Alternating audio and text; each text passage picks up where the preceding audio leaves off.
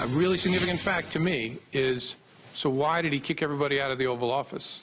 Why would you kick the Attorney General, the President, the Chief of Staff out to talk to me if it was about something else? And so that to me, as an investigator, is a very significant fact. It's not obstruction of justice. It's not even particularly close. It is, in my view, inappropriate for some of these things to have been said if they were said. But we have to distinguish between what is a crime or what's impeachable and what is bad form.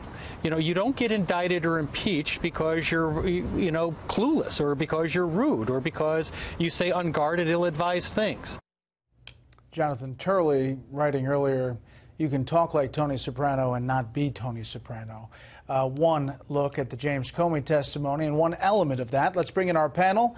Guy Benson, political editor at townhall.com. Molly Hemingway, senior editor at The Federalist. Caitlin Collins, White House correspondent for The Daily Caller.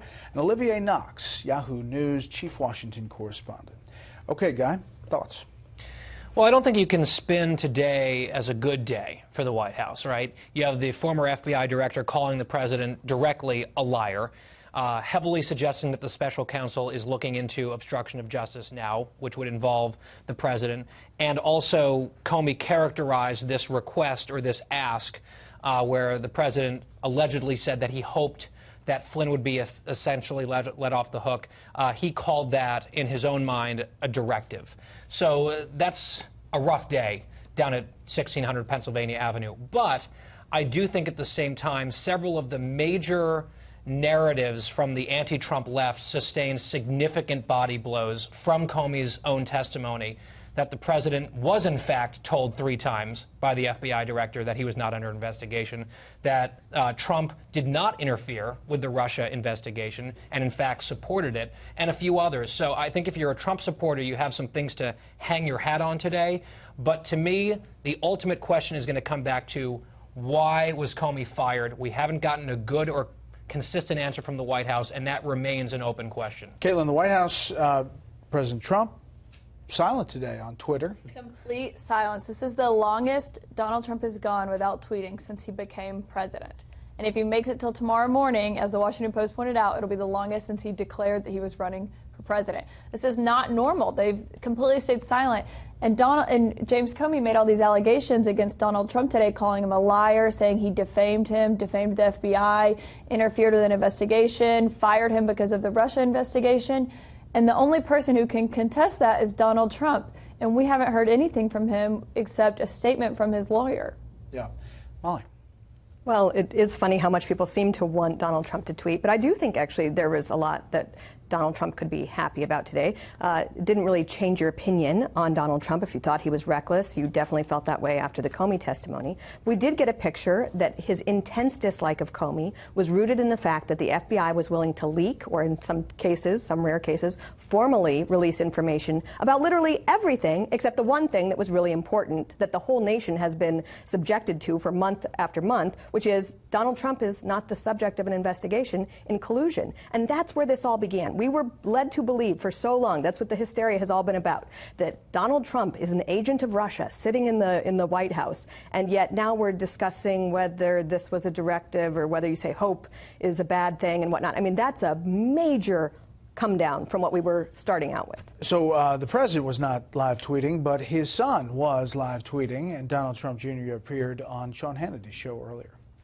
This is the head of the Federal Bureau of Investigations. The head of the FBI goes on, well, if I was a stronger man. I mean, who are we kidding, Sean? I mean, what kind of response is that? Pathetic. I mean, this guy's the head of the FBI, and that's his response? Not, hey, maybe I should follow the law and procedure and say that Trump was doing this. Maybe I should let him know that this was happening. But instead, he decides to do this. Then he leaks some notes to a friend of his because he doesn't have the guts to do it himself. He has to leak it through a friend of... I mean, where does this stop? I mean, it is nuts. The leaking thing, Olivier, really raised some eyebrows in Washington. It did, absolutely. It raised a lot of eyebrows because the parallel conversation to whether or not Russia interfered in the election, whether or not there was collusion with the Trump campaign. There's been a parallel conversation about how are we getting all this information and why are there so many classified leaks of information. The question is, why did he do it? And he answers that question. The why is the most striking. It's not the leak itself. D.C. is a city of leaks. The why was really striking when he says that he did it explicitly in order to advance the possibility of a special counsel being appointed. That was extremely notable in today's testimony. So John Roberts is reporting that the White House is going to request the DOJ look at this and see if this is right, that he can use that he can do it. And is it illegal? Was it improper?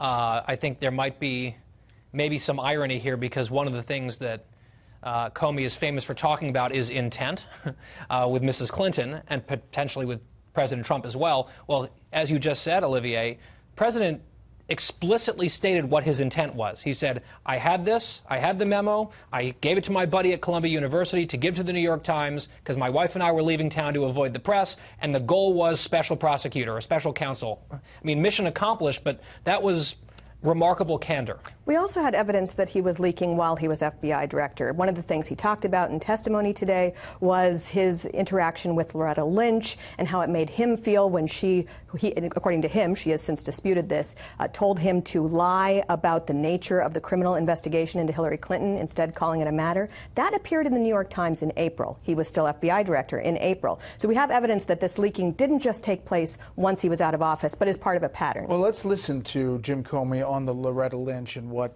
he alleges she told him.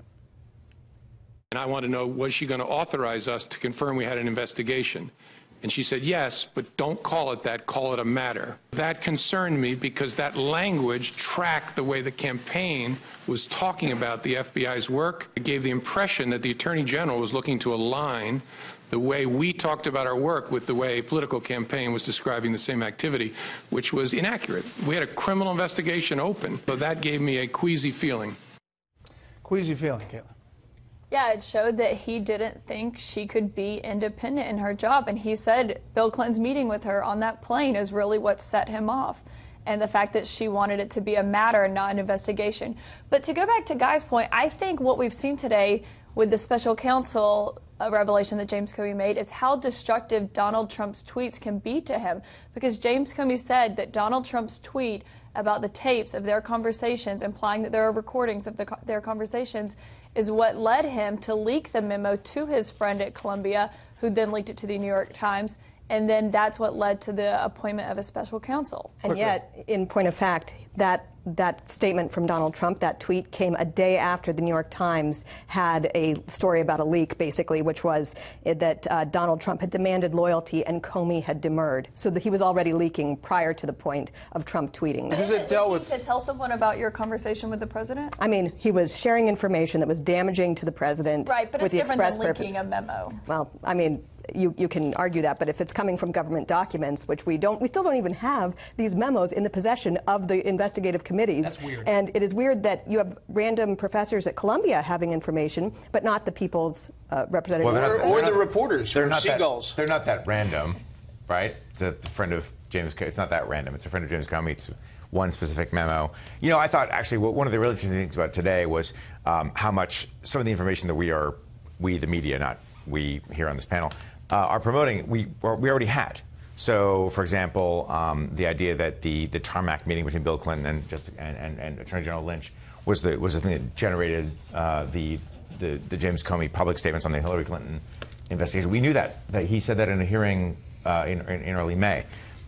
For me, the really interesting part is we appear to have missed, again, we broadly appear to have missed a very notable moment yesterday, when the acting director of the FBI refused to characterize his conversation with James Comey.